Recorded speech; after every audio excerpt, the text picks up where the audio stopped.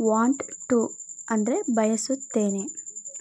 I we you they ಬಂದಾಗ want to use ಮಾಡಬೇಕು. He she it ಬಂದಾಗ wants to use ಮಾಡಬೇಕು.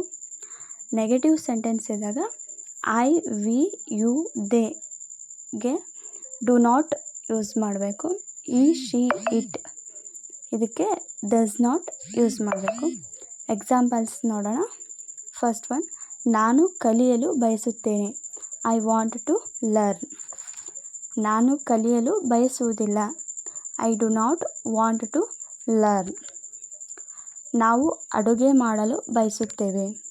V want to cook. ನಾವು ಅಡುಗೆ ಮಾಡಲು ಬಯಸುವುದಿಲ್ಲ. We do not want to cook.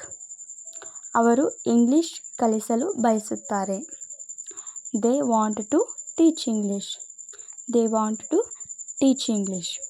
ಅವರು ಇಂಗ್ಲಿಷ್ ಕಲಿಸಲು ಬಯಸುವುದಿಲ್ಲ. They do not want to teach English. ಅವನು ಸಹಾಯ ಮಾಡಲು ಬಯಸುತ್ತಾನೆ. He wants to help. He wants to help. ಅವನು ಸಹಾಯ ಮಾಡಲು ಬಯಸುವುದಿಲ್ಲ. He does not want to help.